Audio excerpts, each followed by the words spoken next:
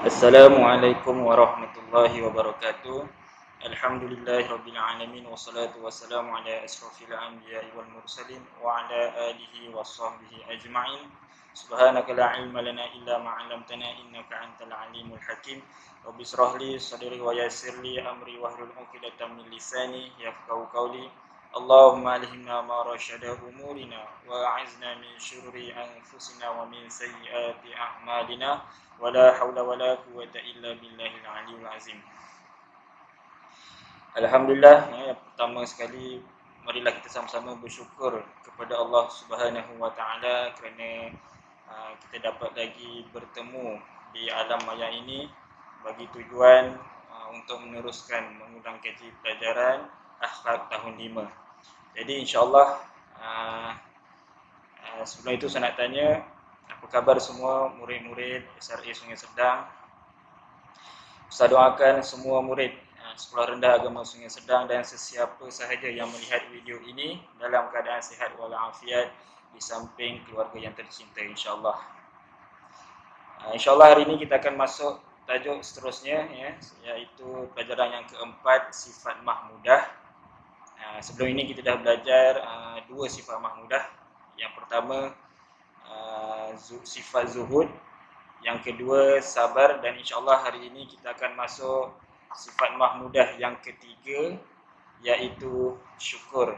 Murid-murid boleh buka buku teks akhlak tahun 5, muka surat 26. Dalam tajuk syukur terdapat 5 tajuk kecil yang murid-murid kena tahu, kena ingat dan kena hafalkan.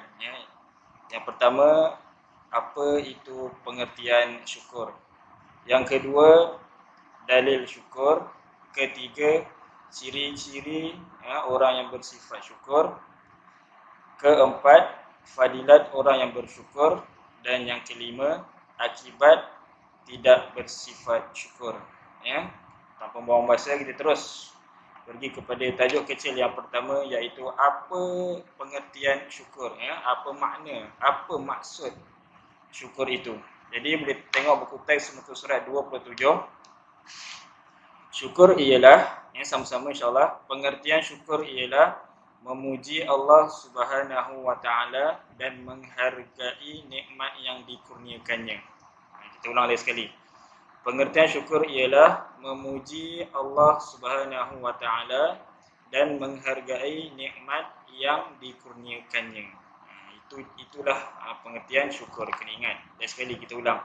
Syukur ialah memuji Allah Subhanahu wa taala dan menghargai nikmat yang dikurniakannya. Kita hidup kat dunia ni, banyak nikmat yang Allah beri kepada kita. Jadi kita sebagai hamba Allah Subhanahu wa taala kena mensyukuri nikmat yang Allah beri. Tak kisahlah sedikit ke ataupun banyak. Antara cara bersyukur kita yang boleh ditunjukkan, yang pertama, mengucapkan Alhamdulillah. Itu maknanya kita ucap terima kasih kepada Allah. Yang kedua, kita boleh memperbanyakkan amalan ibadat kepada Allah Subhanahu wa taala, insya-Allah. Jadi tajuk kecil yang kedua iaitu dalil syukur. Muka surat 27 juga. Daripada surah An-Nahl ayat 114, Allah ada berfirman, A'udzubillahi minasyaitonirrajim. Washkuru ni'matallahi in kuntum iyyahu ta'budun. Shadaqallahul azim. Maksudnya, dan bersyukurlah akan nikmat Allah Subhanahu wa taala jika benar kamu menyembahnya. Kita sebagai hamba Allah ni yang hidup di bumi yang Allah cipta, jadi kita kena bersyukur apa sahaja yang Allah beri. Tak kisahlah nikmat apa pun, sedikit ataupun banyak. Alhamdulillah. Jadi kita teruskan muka surah 28. Tajuk kecil yang ketiga ialah ciri-ciri orang yang bersyukur. Di dalam buku teks terdapat 5 ciri-ciri orang yang bersyukur. Yang pertama, taat kepada Allah Subhanahu wa taala. Kita hidup kat dunia ni yang hidup hanya sementara, kena sentiasa melakukan apa yang Allah suruh dan meninggalkan apa yang Allah larang. Kedua, sujud syukur. Sujud syukur ciri yang kedua orang yang bersifat syukur. Bila kamu boleh lakukan sujud syukur ni? Antaranya selepas solat fardu, selepas solat sunat, kamu boleh lakukan. Selepas salam tu terus sujud syukur. Kamu boleh ucapkan zikir subhanallah walhamdulillah wala ilaha illallah wallahu akbar. Lepas tu dalam bahasa Melayu pun tak apa, ucap terima kasih kepada Allah Subhanahu Wa Taala.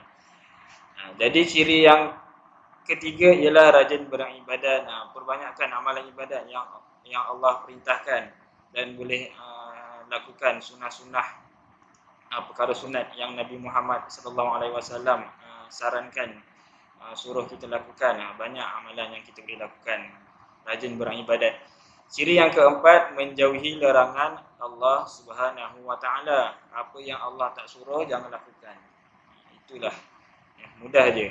Perkara yang Allah larang, yang Allah tak suruh jangan buat. Lakukan apa yang Allah suruh, apa yang Allah perintahkan kepada kita sebagai hamba Allah. Ciri yang kelima ialah redha dengan ketentuan Allah Subhanahu Wa Taala. Kita kena sebagai hamba kena terima apa yang Allah tentukan kepada kita. Ya.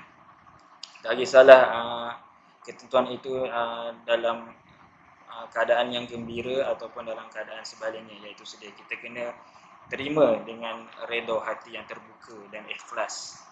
Jadi kita terus masuk tajuk kecil yang keempat, iaitu fadilat bersyukur. Apa yang kita akan dapat, apa kebaikan apabila kita bersyukur kepada Allah SWT. Di dalam buku teks muka surat 28 terdapat 5 fadilat apabila kita bersyukur. Yang pertama, dikasihi Allah Subhanahu Wa Taala dan Rasulullah sallallahu alaihi wasallam. Allah, Nabi Muhammad sayang kepada orang yang bersyukur ni. Dapat je nikmat yang Allah bagi, terus bersyukur, alhamdulillah. Bila dapat makan je, selesai makan, alhamdulillah. Bila dapat keputusan yang cemerlang dalam ujian, peperiksaan, ucapkan alhamdulillah. Itu antara nikmat-nikmat yang Allah kurniakan kepada kita.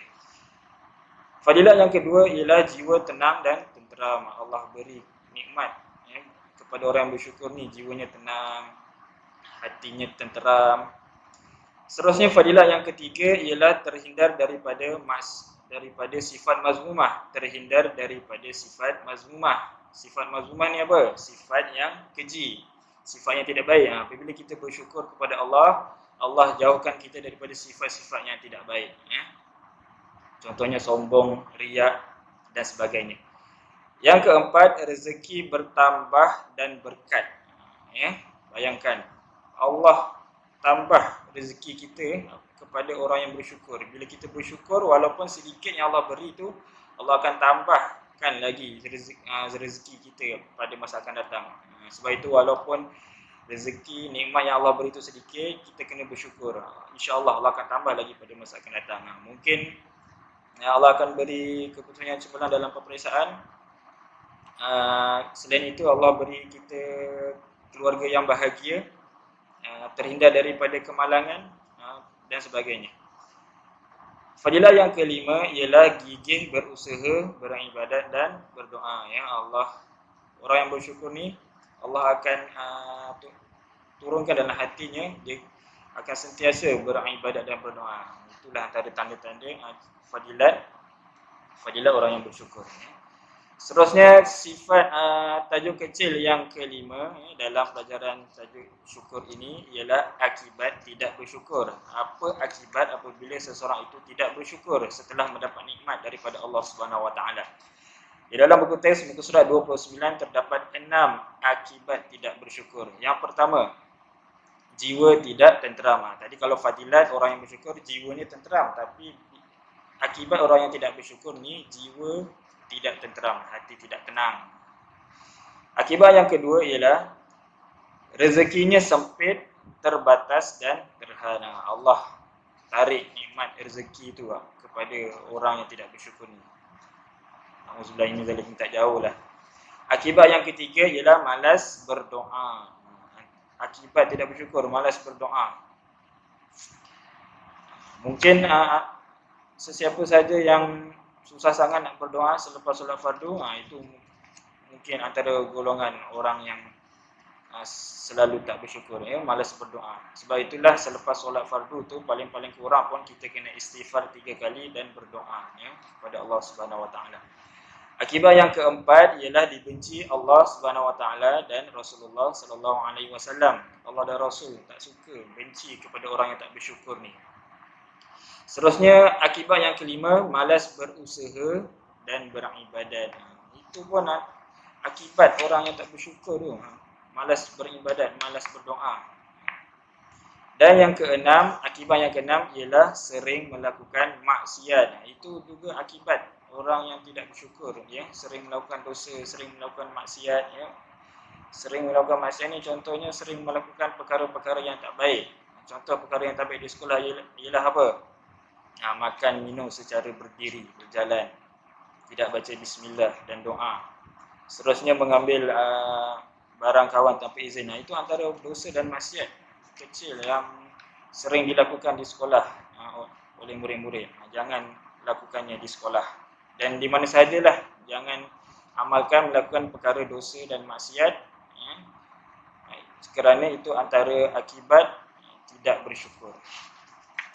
Jadi sebelum saya mengakhiri tajuk syukur pada hari ini, boleh lihat buku teks muka surat 30. Tahukah anda semua nikmat yang dikurniakan oleh Allah Subhanahu Wa Taala merupakan ujian kepada hamba-Nya. Nikmat pun merupakan ujian kepada kita, kepada hamba Allah. Contohnya Allah kurniakan nikmat kaya kepada kita. Boleh jadi dengan kekayaan itu kita lupa kepada Allah Subhanahu Wa Taala. Itu antara ujian apabila kita banyak harta. Sebab itulah sekiranya kita banyak harta, banyak duit, antara perkara yang baik yang boleh kita lakukan dengan duit ialah apa? Dengan bersedekah, dengan memberi kepada orang-orang yang memerlukannya. Itu antara antara nikmat yang Allah beri dan kita kena gunakannya dengan baik. Itu merupakan ujian juga apabila kita mempunyai harta yang banyak. Adakah kita dapat gunakannya dengan cara yang baik atau sebaliknya?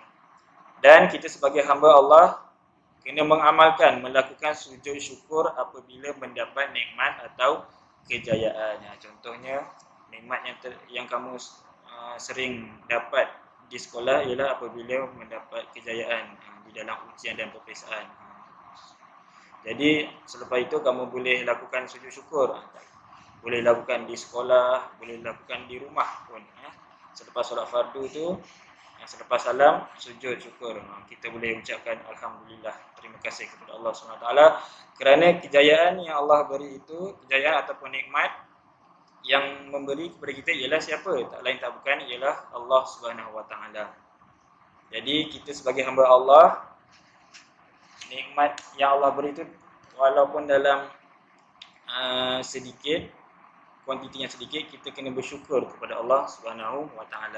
Yang pertama, antara cara bersyukur yang kita boleh lakukan ialah dengan mengucapkan Alhamdulillah. Dan kedua, memperbanyakkan amalan ibadat.